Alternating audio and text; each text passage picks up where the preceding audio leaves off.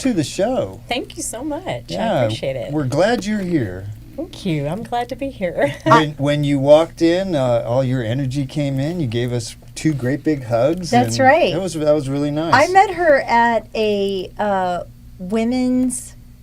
I'm just totally blanking on what the word is. Connection, networking. Oh, Yeah, okay. a women's networking event. A unique style of networking. A very unique style where we it was like tables What and do you call that? Like speed dating. it was Yes, like speed dating. It was exactly Yeah. like that. Yeah. It was a little exhausting, and it was very loud in there. Yes. But we went to That Orit's sounds place. miserable to me. Well, for you. But we went to Orit's place over the Axe House, oh, okay. which was great. I could probably do 3 people, and then I would do my Irish goodbye. I'm sorry, I have to go to the bathroom. I'll be right back, I promise. And you'd never see me again. Oh. Well, Morgan, tell us how you ended up in the Dripping Springs area. We built a home off of Fitzhugh on Hannah Drive back in 2000. So raised my kids. We homeschooled, and so they got to live on 3.5 acres and do fun stuff and raise chickens and been here ever since. Been in several different locations, but still out in this area. Where were you before you moved here in 2000? Off of Bee Caves out in the Eanes School District. Yeah. Are you born and raised in Austin? No, I'm born and raised in Fort Worth. Well, born in Fort Worth, raised in Midland, but moved here in '81. Well, a so I've been in lifelong Austin. Texan. Yeah. Oh, that's where You and the skid steer comes in, right? Yeah. Yes, I don't know if I can say it. I can't talk today. I promise I'm not still drunk from Nashville. I promise. I don't believe it. I don't believe it. And you are a energetic practitioner and ordained shamanic minister. Did I get all that right? That is correct. Yeah. Yes. How did you what were you doing before you did that? Well, actually, I create safe spaces. That's really kind of been my gifting for a long time. And before this, it was creating safe spaces for people to get married in. So I have an event venue. I had one, and now I'm on my second one. Oh, wow. But I'm winding down from that and going to go more into retreats and things like that. Okay. Yeah, something more for the heart. Not that weddings aren't for the heart, Yeah. but I mean, the time we're living in right now, everybody needs to come back to their heart. And isn't that the truth? Yeah. Was the wedding thing, did it kind of start to dry up the last few years? Because it seems like we've heard that from a few people. COVID was hard, yeah. I mean, I'm very, very grateful that, we managed to make it through that. It changed. The whole industry changed, and it just started feeling less and less aligned. And not that I don't love the clients we've had. We've had some amazing clients, and I love the space that we created because it is a safe space. I've had a couple of full moon ceremonies and things like that where people have come in and really enjoyed and have been going, I want more. So then I was like, okay, now I'll start transitioning into something different. I feel like the wedding industry now has become just so commercialized with social media. Like everybody's just trying to one up each other. Like I remember it was kind of like that with birthday parties when my kids were younger. It's like, why am I giving gift bags to people that are coming to this birthday party? Like I'm not now. For your 2-year-old. Now I'm having to give the people that come to the party gifts. Like what is up with that? Well, yeah, and the amount of money that's spent on weddings that could be used to make people's lives better. Yeah. I mean, that's been hard to see. And just, it stopped being aligned for me when it was more of a commodity than being relational. Because that's really what I started doing was making these deep connections with my clients, and then it just got to where that's not transactional. Yes, very, and it just does not. Yeah, it doesn't fit with what you're doing. No, definitely not. So. And so now you're an energetic practitioner. Tell me what that is. Okay, so I will. How do I want to put this? Energetic practitioner. Okay, so we're all energy, and they're coming out more and more about how much energy is all around us. I mean, the table in front of us is energy. It's just moving at a slower pace. And when I started, I channel energetic frequencies. What does that mean? Do you see colors on people? I don't. I'm not one that sees auras, but what I have is the gift of what would be known as tongues. So now in this day and age, it's kind of called light language or channeling frequencies. Because we have an energetic body that reaches out 3 feet from us, if we're healthy, it's 3 feet out, then you can start to move the energy that's in there, the stagnant energy. That's what I work on a lot of times in the more your sacral area, which is your sexuality, your creativity. That's where we get blocked a lot of times. And then in the heart. Heart gets blocked because we've got all this past baggage from childhood that hasn't been processed, and so it becomes our shadow. But that sounds like a scary word, and I know a lot of people go, oh, shadow, ego, all this thing is so bad, but it's not. There's a saying that I just got back from a training, and it's light, dark, no difference. We learn, we grow, we can evolve, we can expand, no matter if we're in the love and light or we're in the pits of dealing with our shadow self, our grief, the ways we put on our mask and hide, So there's beauty in it all. And that's where I really have started to dive deep more into the shamanic. Now, what does shamanic mean? Well, a shaman is basically someone who does their own inner work in order to become more empathetic, more compassionate, be able to hold a safe space for someone else going through a lot of the same things. That's just what that word means. I know a lot of people tend to make it a little scary sounding, but it's not. It's just someone who's doing their own work, and through that, they're helping other people. So. Wow, there's a lot there. There was a lot to unpack right there. You talked about in your bio that you described yourself as a bridge between the seen and unseen. Correct. So what does that mean? Well, the unseen is the energy, Okay. right? We don't see that. But a lot of times someone is dealing with, say, a physical ailment, and they think that that's what it is. It's the physical, but it's not. It's the energetic. It's the stuck emotions, the stuck lack of feeling that our body takes. And there's a great book called The Body Keeps the Score. I have that book. Yeah, it's an a really good amazing book. Yeah. And it just shows how much. So I'm going to take it back to childhood. When you're a kid, when you're little, I actually saw this in the airport the other day. This little 18-month-old toddler's running around so excited, and she's just laughing and having a high old time. And then she nails her head on the window and just starts screaming bloody murder. She was allowed to process that pain, and then she's back up and running around again. But somewhere along the way, we were taught that we can't do that. We can't cry. We can't get angry. We can't do this. We can't let that emotion process through our body and get it out. And so we push it down, and we keep pushing it down. And this is where you get people reacting out of it. Comes out of left field, and they react out of something that's like so out of character. I see that. Yeah, and it's because it doesn't have anything to do with that. It has everything to do with what's been pushed down. Right. So, and then that's where the ailments come up in our bodies. Yeah. Too. I always think that when I see somebody road raging, it's like they're not really road raging because they're upset about traffic or anything. They're taking out something else that's in their life that's bothering them on the people that are around them. Yeah. Absolutely. What's the most common reason people come to see you? Grief. Is A lot it? of people, have grief that's just stuck. One of the things that I kind of play with, and play is an energetic way, is grief. It's something I've been through a lot of, and so I know how to hold that safe container for that.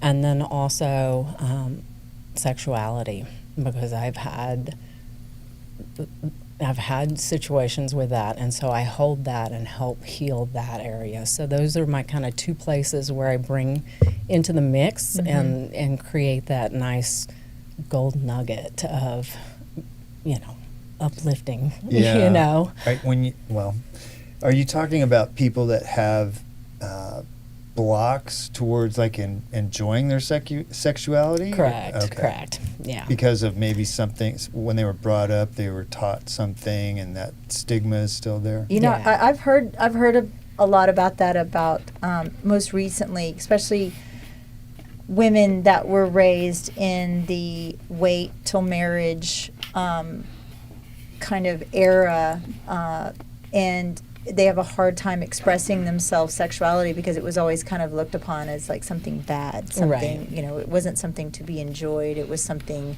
to, again, like what you said, to push down and not really talk about out in the open. And I think, I don't know, who Alex Cooper is, her whole Call Me Daddy movement, that podcast that came out, she kind of just opened that space for those young Gen Z or millennial type women to kind of fully express their sexuality, which I think, there were certain areas where she went a little way too over here. But I think, do you find it's an age gap? Do you find it's a generational thing, or what is it? What is the mainly women? Oh no, I will say that I have a huge heart for the divine masculine. So I feel like both genders have really been fed, I want to say a lie, but it's not. Our parents were doing the best they could with the knowledge they had. Sure. Coming from, we're dealing with generations of programming, basically, And so I think it is both sides. And we've become so divided that it has created this lack of pleasure. And by pleasure, I mean all things, right? Joy's pleasure. Going out and looking at a butterfly flying around is pleasure. We forget to stop and look at love and magic all the time. So it's really trying to bring people back to, this is the creative center. Our sensuality, our sexuality, it's not just about sex. And there's been this kind of funnel it all into, sex, and sex is bad. Well, extremism too. It's Yes. like shock value. Absolutely. I'm gonna overshare all of my sexual experiences and all of the sexual pleasures that are popping into my head because that is based on trauma. There was actually, when I have friends that are oversharers in that sense, like, okay, what has gone on in their lives? I recently had somebody that told me, a good friend of mine, say, I really admire the fact that you and Todd don't sit there and blab about your sex life. And I said, because it's private. That's something that is shared with my husband. That's my safe space right there. I'm not going to sit there around a bunch of girls and talk about. And I hate when I'm with somebody else and they're complaining about their spouse, Right. Especially if something like that's so personal. That's really, I don't know if they understand how that's coming across. But, Right. Well, and that is also what is known as kind of the victim mentality, right? And And I've been there. I think we all kind of flow in and out of that, right? It's like, well, poor me, this is happening to me, instead of this is happening for me. And again, that becomes that light, dark, no difference. Sure. So you can start to look at it and go, okay, well, what is this bringing up in me? What feelings are coming up in me? And start to look at turning within instead of just it's always someone else's fault, right? When we turn within, that's when we start to know ourselves better. Know thyself better. I saw your quote about knowing thyself. What about the women that I see a lot of women that go through this? They're really good, and I fall victim to this for myself. It's like you're really good at advocating for other people and to have other people stand up for themselves, but like your own needs, and you're always the last one to be fed. Mm-hmm. How do you I guess, advocate for those women. Well, And even men feel the same way oh, too. You know, absolutely. they're like, especially in traditional male roles, you know, they're there to provide for their family and, you know, have this whole masculine aura around them. They're the last one, their feelings to be heard. Definitely. And of course, also with the masculine, they've been taught not to show their Yeah. feelings. And so Yes, then that's true. that becomes, you know, where a lot of rage comes in, because how else do you get it out? Because Rage you've is been- still a feeling, though, right? It is, Yeah. it is. But you know, as long as it's being done in a, you know, conscious manner and not hurting someone else, Yeah. right? But yeah, I mean, you've been taught not to cry. Well, crying is a Wussies natural, cry. Yeah. right? Yeah. That's yeah. But Yeah. crying is a natural. That's a God-given gift to Yeah. release these tears, to allow ourselves to move through and process this emotion out, instead of like, oh, well, we can't cry, let's push it down, and then Yeah. it does come out in anger. Yeah. It has to. It Or has to come comes out. out in Yeah, something. and rage. Yeah. Yeah. You said divine masculine. I don't know what that is. What is that? Okay, well, yeah, when I usually talk about, so in each person, there is the divine masculine, divine feminine. That's part of what we've been given by the Creator. We are the Creator. That's encompassed in both. So while we may look like I'm a woman, but I do have the divine masculine flowing through me. It's the yin and the yang. It is just who we are. And I think until we can really realize that both of us, you know, both sexes have these pieces in each one of us, and we start honoring the wholeness of ourselves, then things will change. So by divine masculine, it is just your masculine energy. So for us, in the body, here's a way that it can show up. So your left side is the feminine. The right side is the masculine. In your brain, it's the It's the opposite. Yes. Okay. So you've got that infinity loop going through your body. So for me, I've got a scar on my left hand. I had a very hard childhood with my mother. My mother was an abusive alcoholic. So sometimes you will see these things show up in your body, and say something happens on your left side. Start to look at what are your relations in that dynamic. And you sometimes will see the pieces, you know. It's all about learning more about yourself, really. Because as we pull these masks off, these things that have been told to us, this is how we're supposed to be, what you're supposed to do, what, you know, get married, have the kids, have the picket fence, go to college, all those things. Well, yes, none of those are bad necessarily, but they're not a one-size-fits-all. And so we take on those things, and then we walk this life like that, and then one day go, who am I? And I got to that when I was in my 40s, and I loved being a mother. Being a mother was the best job I ever had. I would never, I can't even imagine my life without my kids. So, Yeah, that's the same with me. Yeah. Yeah, for sure. so you know, but then. But it was hard. Yeah, and you get to a point and you're like, okay, and this goes back to your question about, you know, you always giving out, right? You get to the point and you're like, who am I? Because I've been mom, and mom has been my main job, and now I don't know who I am. So a verse that really started coming up to me about 10 years ago was, love your neighbor as you love yourself. When I was in the church, you know, it was love your neighbor, right? Love yourself was like kind of an afterthought. I never thought of that. But if you think about it, that's actually the biggest part of it, right? Because if we don't love ourselves, there's no way we can love our neighbor to the extent that it's coming without strings attached. It's such a, though, in a sense, a generational curse, right? You know, I mean, you're right.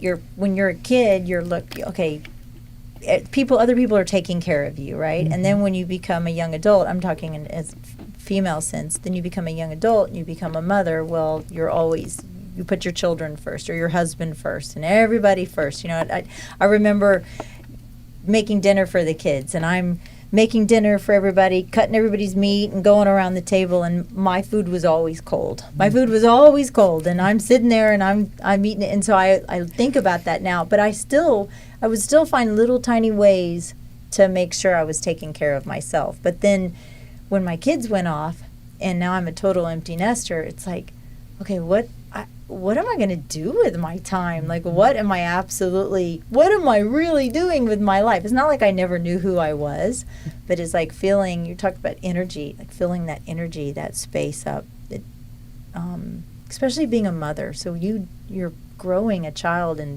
inside of you, and then that energy leaves you. Yeah. It's a weird feeling. It's a hard transition. So working with you, how do people learn more about themselves? What's the process of doing that? Really, it is about, so I will tap in. Typically what will happen when somebody comes and makes an appointment with me, I'll tap in before they ever even get there, and I am creating a safe space for my highest good and their highest good to whatever needs to happen, right? And knowing that we are safe and we are protected. And for me, I call in source, but it's God, it's higher self, it's universe, it's whatever word really speaks that divine peace for you. So, and then I'll tap in and see if anything comes to me, and I'll write down questions, and then I usually like to sit with them for about an hour and talk before we go to the table, if that's what they want to do. And so I'll ask, and I'll just start listening, because what most people really need in this day and time is someone who listens and gives them a space to just be. When you talk about tapping in, what does that look like for you? Like, what are you, I guess, where is your headspace going to when you're tapping in? To God. I mean, to source. So are you just quiet? Are you still and quiet? It's a higher power? Yes. Okay. Yeah. That's wild to me. Does somebody have to believe in this in order for them? Do they have to have the same beliefs as you in order for them to have some benefit from this? No, absolutely not. Because ultimately, we are all one. And it is about, again, creating a safe container, space, however you want to word it, for people to be who they are, and have a place to break down if they need to break down, or talk about something that happened when they were little and they couldn't talk about it, and know that it stays in the space in the us. Confidentiality of that. Exactly, because we all just want to be seen and heard, really. Ultimately, that is what we need. And so many people now feel so lonely and feel so disconnected, even in relationships. And I've been there, and I know those. There's codependency, and there's all the attachment styles, and so. But it's creating this sacred space so someone can just be and come with whatever comes up on their heart, because I really want them to set the intention for themselves. It's not about me, it's really about them, because we've each got our own healer within. And you work in conjunction, or you can work in conjunction with, like, the other other therapists or their doctors. Absolutely, yes. So you're not in replacement of all of these, but you will work in concert with them almost. It's like a symphony that you're working together. It's a co-creation of a healing container for whoever is coming in. Yes, I mean it's not ever an either or, and again that's another thing we've been in. Is this? It's either this or it's that. Yeah. It can Black be or white. Yeah, it can be both and. Or a fast fix. Yes, or a fast fix. Yeah. I mean, I am now trained to facilitate shamanic breath work, and that is a very intensive type of breath work. It's done through intention and through meditation, and then through music and breathing. And it is very powerful in what gets released. But each person is totally different, and each journey is totally different. And it's like lucid dreaming, if you know what lucid dreaming is. It's interesting because, Steve and I both have talked about this together, that it's really hard for us to turn our brains off sometimes. I don't Right? like it. It's a very unsettling It feeling is, right? all the time. We had somebody on a couple episodes ago that was a shaman, and he talked about being quiet and listening to yourself, and I thought, We were like, that sounds miserable. I don't even know if I could do it. Yeah. Actually, it sounds very appealing. I just don't even know if I could do it. I mean, it's hard Yeah. because we're in a society where the phone is, we're constantly on. Constantly. And if it's not that, it's the iPad. If it's not that, it's your laptop. It's like one thing after another. It's The noise, in right? this day and age, it's really hard to turn off. It is. And some of the things that you think are so important, like, oh, I got to check my email, every 5 minutes. Oh, I got to check my email. Maybe I'm going to miss an email from that bank that's trying to get me to sign up for a CD. I mean, it's all just crap. But that's Yes. really important, though, in that sense, though, Morgan. How would you take somebody like with that type of personality, and You have the same. I do. Yeah. No, yeah, with that type of personality, and just help them silence the noise so they can focus on themselves. Is that like session 6? You know what? Everybody's different, and until you come into the energy that's created, the safe space that's created, you won't really know, because what you're basing it on is in your daily life, right? And when you're coming into this set container that's specifically for you, turning within and quieting the mind, you won't really know how it's going to be. I mean, and it's going to be different every time, too. Yeah.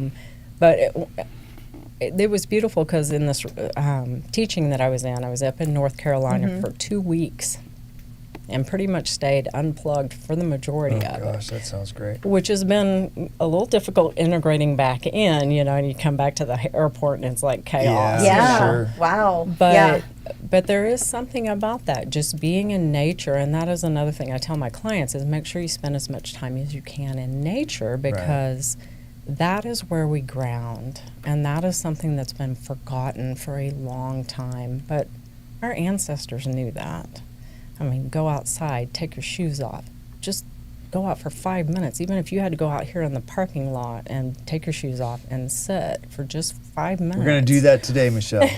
Please don't take your shoes off. Can you use his hands instead? Morgan, Yes, he can. I'm a runner, and I have the ugliest feet you've ever seen. They're hideous. Oh, they cannot be that bad. Even the grass. They're pretty bad. The They're grass pretty was bad. like, please don't take your Please shoes off. Please don't touch us. Please don't put those on us.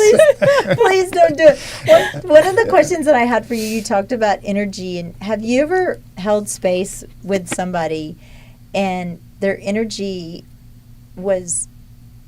it didn't feel good to you? Ooh, that's a good question. That you didn't want to hold space, and you're like, maybe I'm really not the person for you. I haven't had that yet, but that is. Enter Steve Mallett. No, just kidding.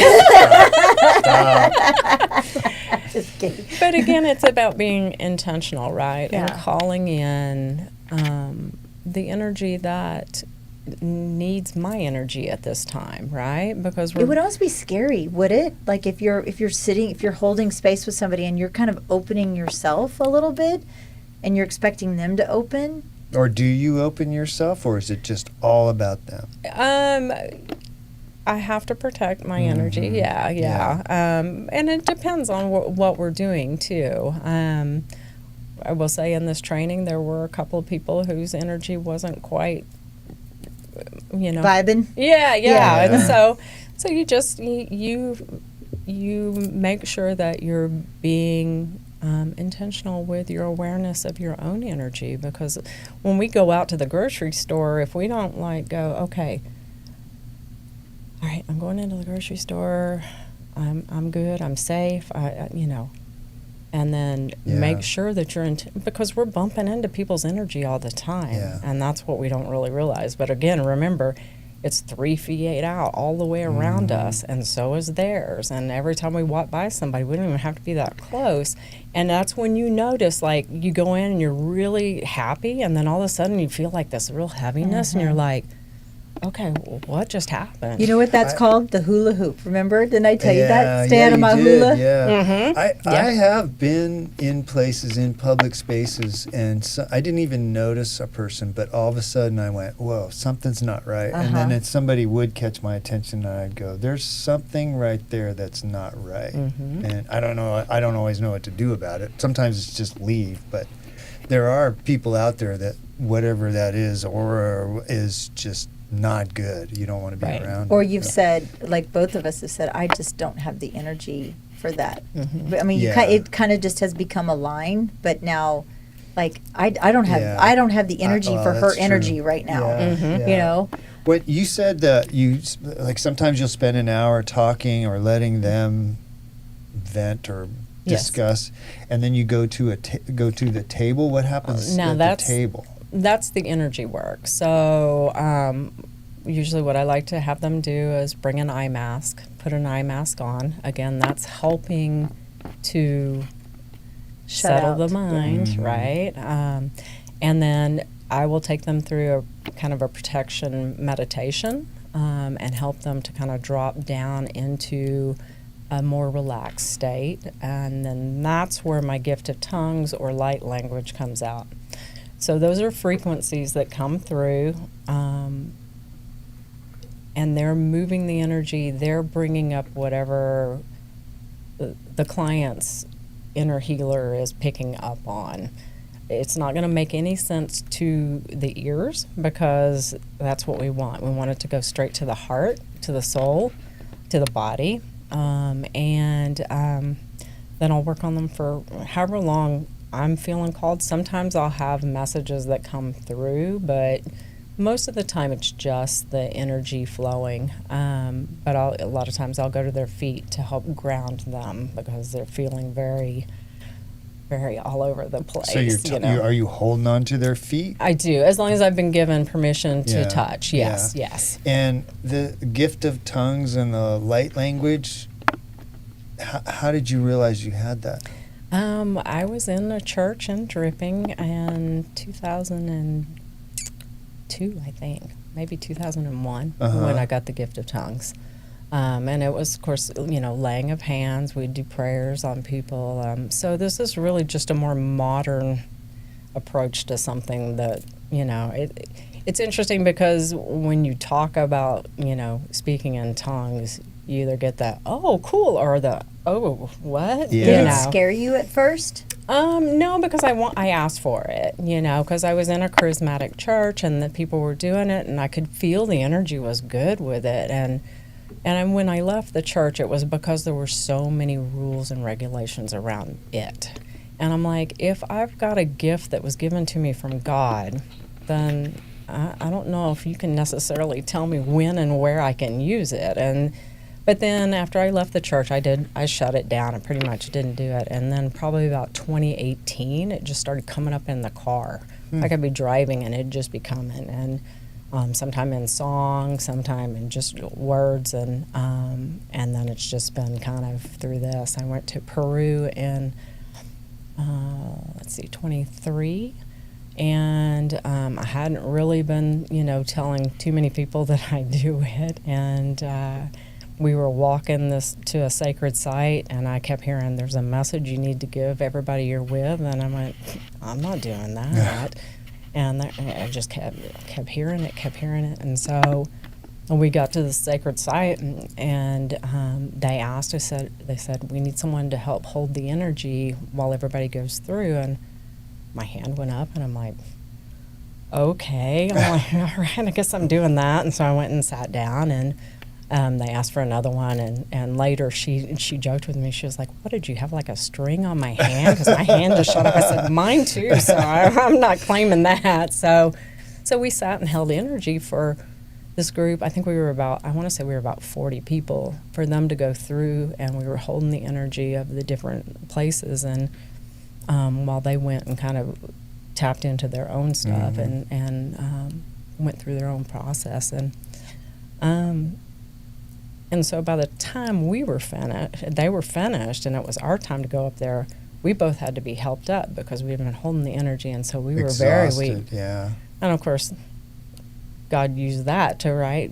So as soon as I got up there and I did my part and I stood in the center, it just came out. And I was like, oh, I see. Okay, so you wanted me to get out of my head, and you let me get, yeah. And that was, one person came and told me, she said, I don't know what that was, she said, but it was like a Jesus moment, like you were taking all of our sin and lifting it up. And I was like, whoa, okay. I'm like, I'm not sure about that, but I want to piggyback on what you just said too, and I talked about this a little bit in our monologue, and some Christians like myself are just kind of cautious about the spiritual energy work and the way that I was taught to practice my higher power, right? And I don't judge anybody for how they derive at a higher power, but this is the path that I choose.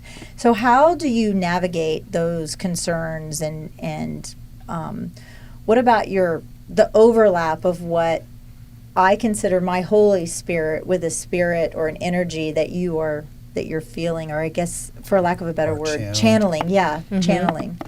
I mean, I believe that God, Source, Spirit, comes to each of us in exactly where we are, right? Meets us where we are.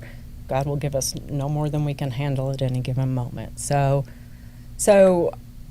I'm about, I'm trying to think of the right way to put it. I'm about bridging the different views. I'm not going to come in and say, oh, you're not doing it right, or you're not doing it right. No, I can't say that. I know what's right for me, and you're doing what's right for you, but I don't believe they're mutually exclusive. Well, they're also obviously seeking something if they're reaching out to you, so it's not like you're stopping people at the meat aisle in HEB. Right. Like, I'm going to lay hands on you. Yes. Morgan, do you feel like some people that reach out to you are just looking for the easy pill, like, hey, just I want to meet with you once or twice and I want to feel better about myself, or are most people in it for the long haul? That's a good question. I think that there are some that are that way, yeah. I mean, we have been living a life where it's the quick fix, and so, but I don't judge that because it is what we've been in, right? It's what we've believed is possible, and healing in this way is a lifelong journey. I mean, I will always be, for myself, I'll always be turning in and healing till the day I leave this earth. And that's part of the journey. That's part of the practice. We don't ever get there, and that's the lie that we've been taught, that there's going to be a there that we get to. There's no there to get to. It's a journey. There is, it is a journey. And some days it's going to feel like the valley, and some days it's going to feel like the mountain, and some days it's going to have all of that in one day. So, but it's learning how to navigate that and tend to your own heart. Do you think that the world is in a much worse place now because of social media?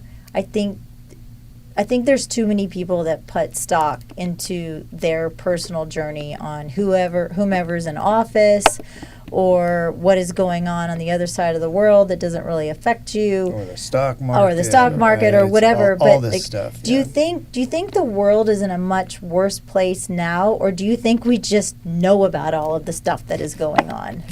I think it's more that. I mean, we're inundated with information. I mean, we're on information overload all the time, hence it's hard to quiet down, right? But yeah, I mean, I don't know if I will say we are not in a worse place.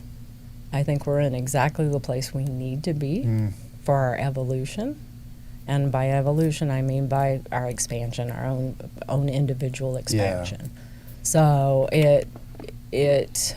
but we are bombarded with it all the time Yeah. now. I mean, when I was a kid, you had the news come on at 5 Yeah. and 6. Yeah, that's right. And, And 10 that was it. o'clock, and that was yeah, it. it was, you know? it was 10 minutes of news with 20 minutes of commercials, and you were done. Like, Yeah. oh, okay, the world's a good And place. Dad Right. reading the newspaper, and you'd get the comics. Yeah, Yes, You know, that's right. that was exactly. that's why you were Yeah. oblivious to everything else that happened. We were talking in our monologue about what happens. So you're talking about all this energy that we have, and we were talking about, and it's probably a personal question for your personal opinion.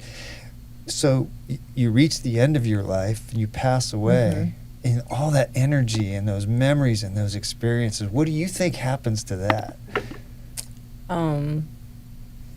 All right, well, I'll go. Yeah, I believe in past lives. So I You do? I think this is just a continued journey of the expansion of, for me, my soul, I am a reflection of this vessel of God having a human experience.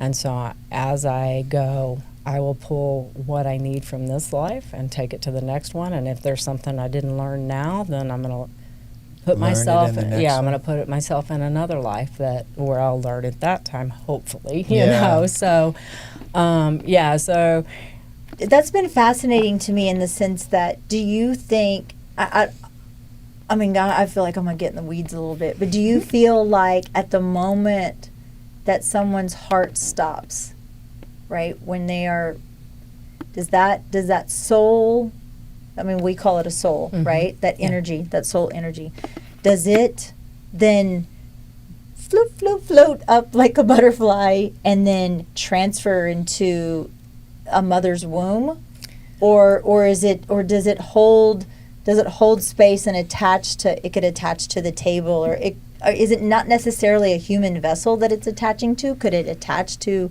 inanimate objects? And I don't know, right?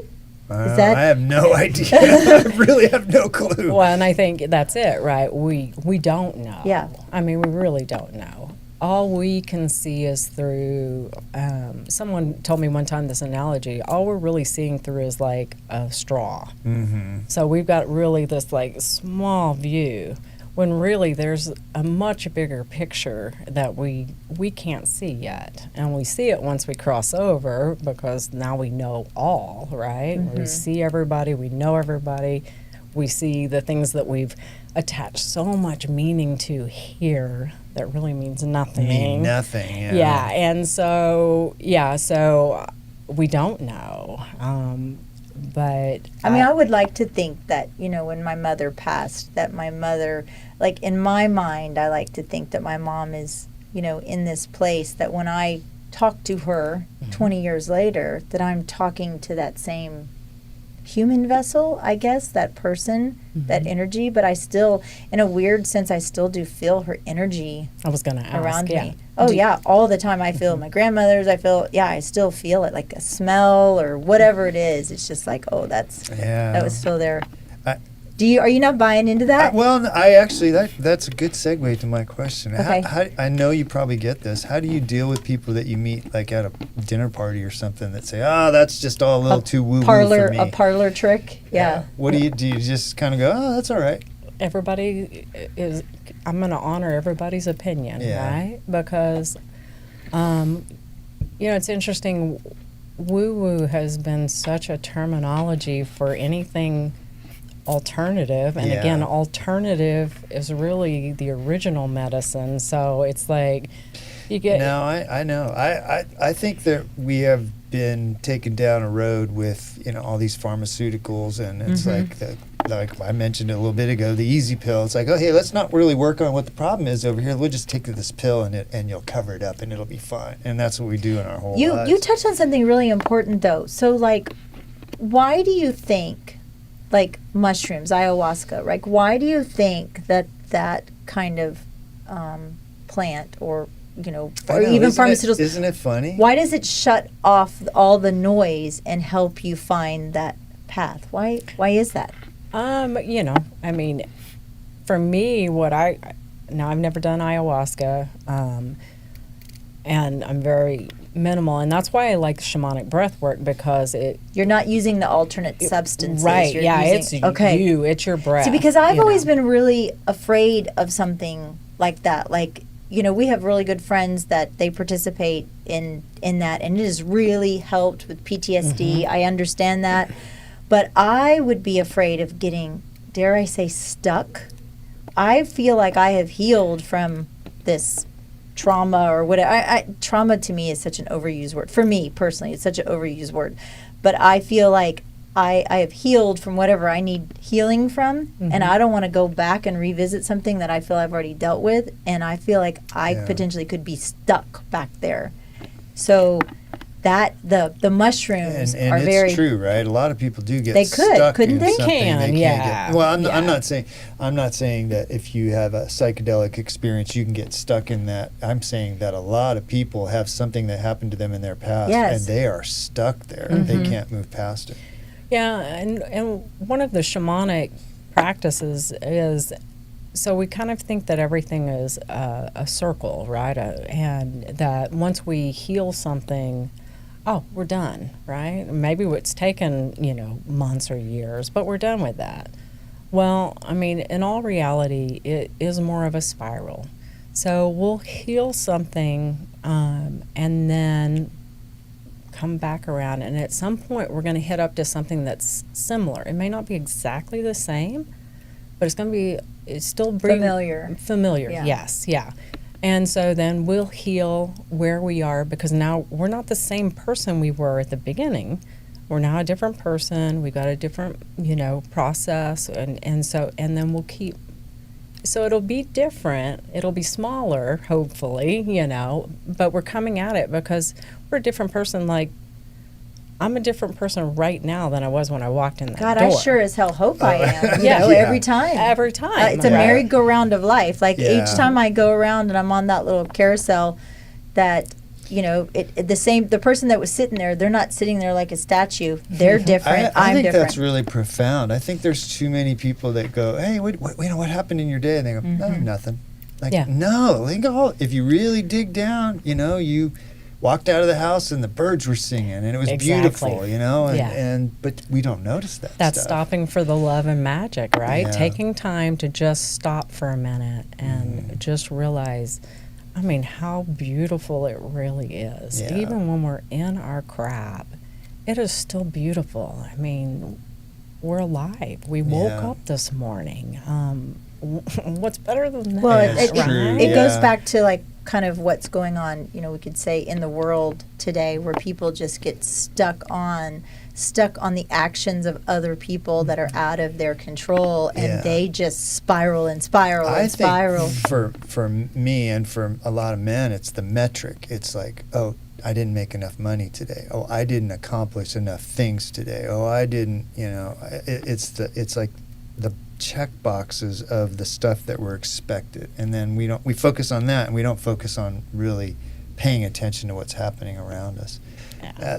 That's frustrating to me. But I don't think it's just men, though. I Well, mean, there's yeah, so yeah, many women yeah, out there that yeah. are stuck in that same thing, where they're just, it's whatever they're focused on, and they're not being intentional to open their eyes to those people that are around. It's why, so like this morning, our water was out.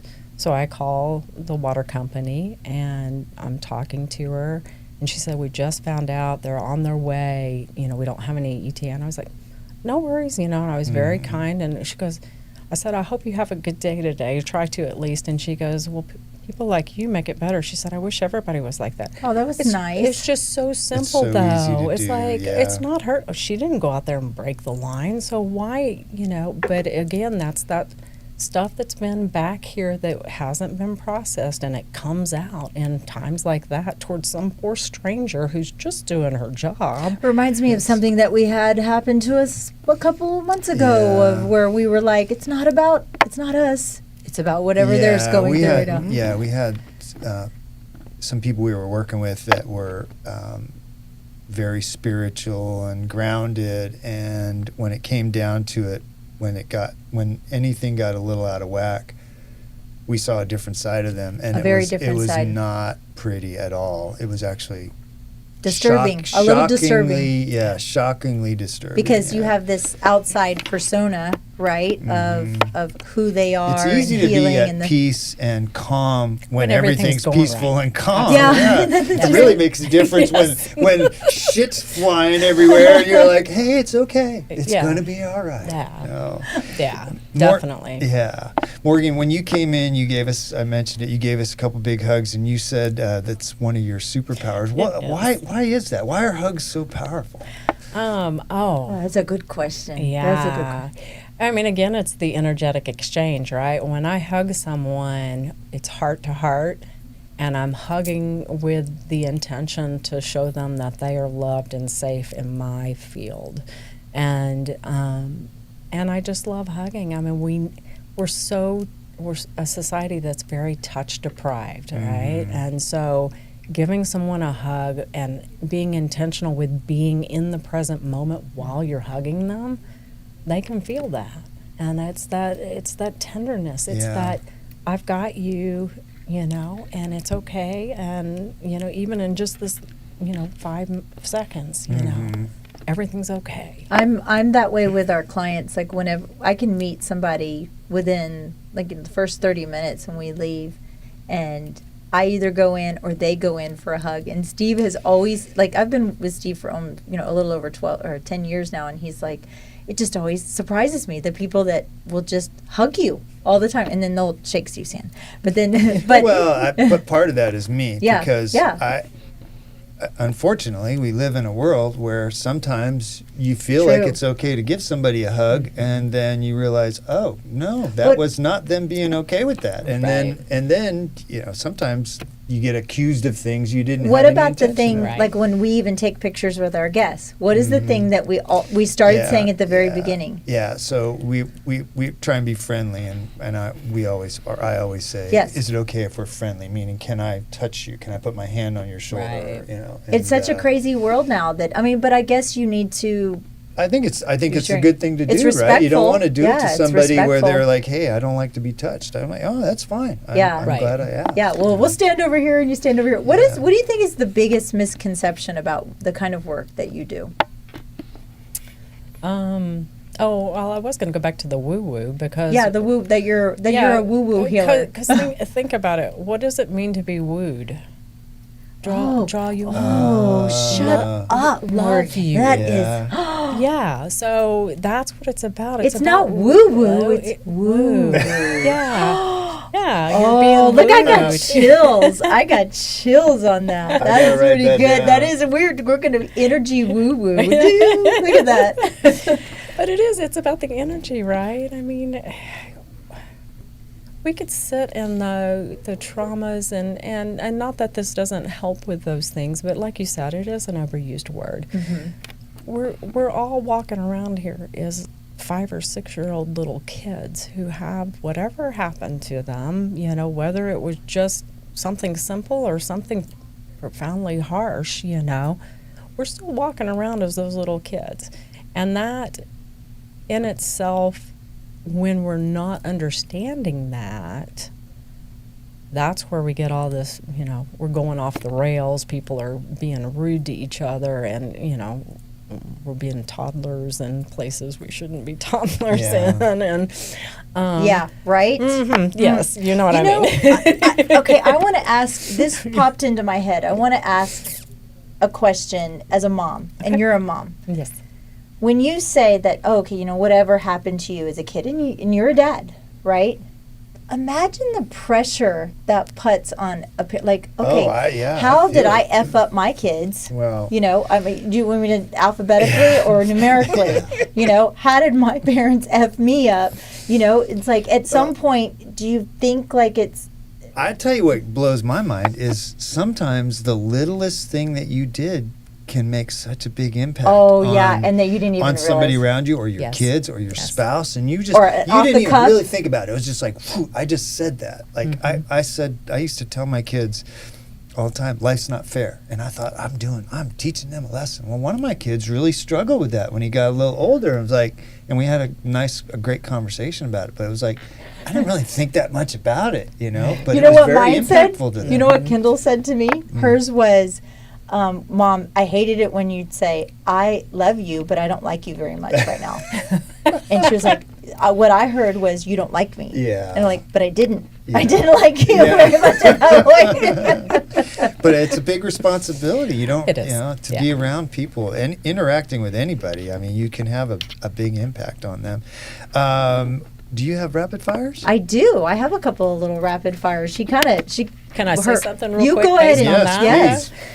To actually remember that we are in a unique place, the more intentional we are with coming to our children and saying, I'm sorry. Oh, I was doing the best I could at that given moment. This is what I knew. This is what my childhood, instilled in me. And saying, I am truly sorry. Let's talk about it. And being available for them to be able to come to you and talk to you so they know you're a safe space, that's huge, because we're all gonna screw up. I mean, it's just part of Yeah. it, right? We're still learning too. I used to tell my kids I make this shit up as I go along. Absolutely. I know. Yeah. I don't know what I'm doing. Yeah. I literally don't. But I think both Steve and I now that we are in a space now where we've recognized that, and also like even Steve reconciling with his father, and I think it's the relationship that Steve has with his dad from when I first met him. It's beautiful. It really is. It's beautiful. And I guess you know better, you do better. It has allowed a lot of healing because there was, I don't know if there was any sore feelings, but just being around him and hanging out with him and building a relationship again after being estranged for 40 years it's been really good. It's that's cool. beautiful. It's cool for everybody. Yeah. Okay, so here's some of my rapid fire, even though Okay. you stole some of them. What is more therapeutic? We didn't even talk about your cowgirl days, because in your bio you talked about you knew the skid steer, and you also did stonemasonry. So what was more healing to you? What's more therapeutic to you in those senses? Oh, yeah. See, so that's where my masculine comes out, because I love driving a Bobcat skid steer. See, I'm gonna even get you to Yeah. get yeah, and I love laying stone, and so the venue that we created, I laid the dance floor. Oh, nice. Yeah, Wow. So that's the therapeutic side. it is with your hands. It is my being in touch with nature, and yeah. So I mean, I love it all. All right, it's a both and on that one. Michelle, how do you think I get in touch with my divine femininity? I'm gonna refrain I don't think I have from that. saying anything for fear that I shall incriminate myself later. by being in touch with your emotions. Oh, I'm not. Yeah. And that's where I it wish I had that one on camera.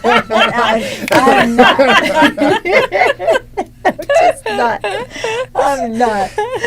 Oh, look Well, at we this. can work on that. Yeah, We can I work bet on you it. can. I bet Steve, you I've can. made an appointment for you at 1 o'clock. That's what you're doing. You also talked about your dream would to build a boutique hotel, and you also talked about in your bio how you've traveled all around the world. If you could build this Morgan boutique hotel, where in the world would you have it? Ooh, where would I start with it? Where would you mean? start with 'Cause, it? Yeah. Oh, because she's franchising and now she's a Yeah. millionaire. But where's ground zero? Okay, this is probably not going to go over in Dripping Springs, but it would be Northern California. Oh, really? Northern California And is why? beautiful. Why? It is gorgeous. It's so very beautiful. pretty It is there. gorgeous. Yeah. I mean, anywhere, really, it would be anywhere where there was nature. I mean, if I could have it on an ocean, beachfront, that would be. My son lives in the Reno. shithole of the United States, Portland, Oregon, and it is so beautiful It's around pretty there. there. Too bad it is Portland, Are you Oregon. talking about? Yeah. My daughter lives in Eugene. Well, there so you go. Yeah. We're actually going to we're flying into Portland next month and going to stay in Corvallis Oh, one yeah, night, yeah. but we're going to go backpack on the Oregon coast. But Oh, cool. when you say Northern California, you mean like north of San Francisco? Yes, like yeah, way, yeah, up yeah, there. It is yeah. it's beautiful up It there. is gorgeous. And it's not it's not overpopulated like other parts of California. It's, Yeah. it's I'm really with you. pretty. That's real pretty. Up It is there. gorgeous up there. You also talked about you love to hang out at little dive bars and stuff like that and listen to blues music. So if you could choose your dive bar, say that, Say or that your 3 times real or your fast. sacred circle, where would you like to be? Where could you let your hair down? Ooh, both places. I can see you in a little dive bar. Yeah, I yeah. can see you taking. Yeah, my favorite place used to be called. It was called the 311 Club on 6th Street. when I was remember. married. I yeah. remember the 311 Yeah, Club. we'd go That listen is- to some good blues. Yeah, I miss listening to. I mean, there's really not a whole lot of good I dive heard- bars anymore. That are safe. They've I've all heard gotten real some- commercialized. Yeah. I heard some good blues music. Okay, my last question for you is, who inspires you? That's a good question. It's hard to pick one sometimes, isn't it? It is. It is.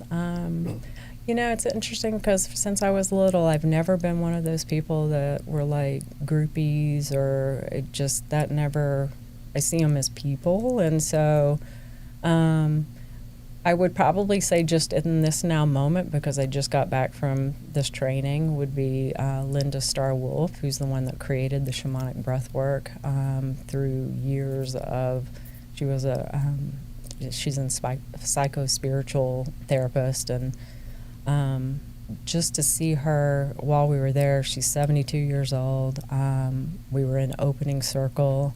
Her mom was put into hospice, so she basically walked her mom being in hospice to almost the end of the program, her mom passing. Oh, jeez. Oh, and was goodness. actually walking it, energetically with us, so she wasn't there the whole time because she spent time with her mom, but then coming in and actually being authentic and vulnerable and real and just this is the practice, this is the light and the dark, no difference. The good, the bad, and the ugly. Absolutely, and so just to watch that, and I joke with her that she's my spirit animal because it's just like, to be 72 and still just be doing this work and continue to do her own work and Practice what she preaches, she right? absolutely she does. believes it. Yeah, That's she cool. absolutely does. So Well, I I'm. have a question Okay, real go ahead. quick. In one of your reviews, somebody said something about they felt it in their chakra, and I thought, I don't know what a chakra is. What's a chakra? Where's Steve's chakra? Can you point it out? Michelle wants to shock me is where what my is chakra chakra? is. What is chakra, What Steve? is a chakra?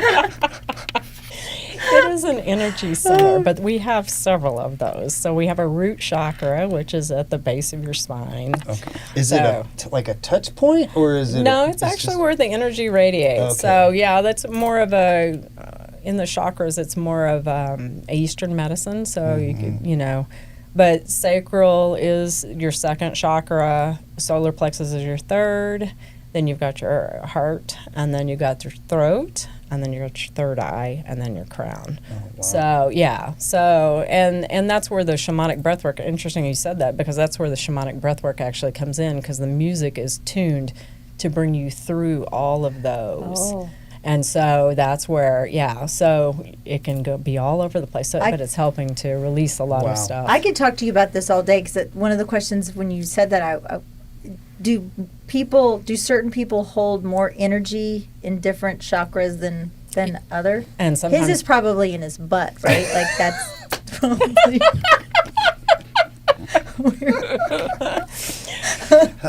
You got me. Well, You got me. I will say that there has been some connection between the chakras and Maslow's hierarchy of needs. So if you've ever looked into Maslow's hierarchy of needs, the root chakra, so our lowest one, that's what grounds us, but also it connects to Maslow's lowest level, which was having safety when you were little, having your needs met.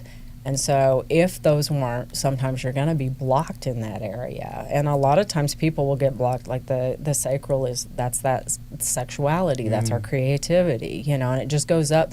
So sometimes you get blocked and then the energy can't get all the way up. So you wonder why, I've got this message to tell people, but I can't get it out. Can't get it out. That's not where mine is. No. That one is Like- completely unblocked. In fact, I think it's kind of like a freeway. It's like a 10-lane freeway.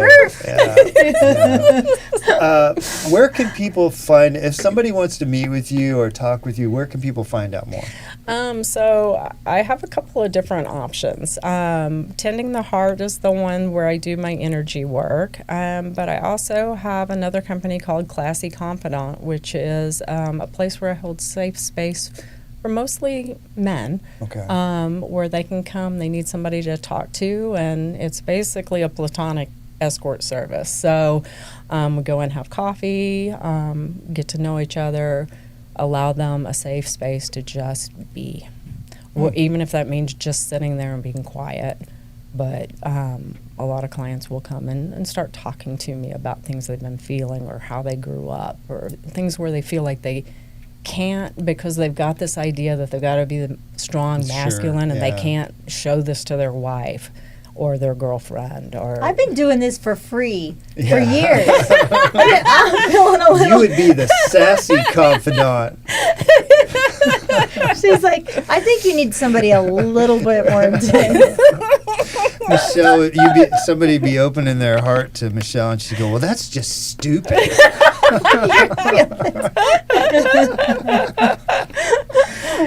Morgan, it's been a lot of fun. I've learned a lot, and it's been really interesting to have you here. I thank you for your time today. It's been thank you for great. having me. I really am so blessed that you chose to spend your space and your time and your energy with us. And thank you so much. And spending a little bit of time with us, you probably see what I go through now all the time. Actually, she is thinking, how does Steve put up with her?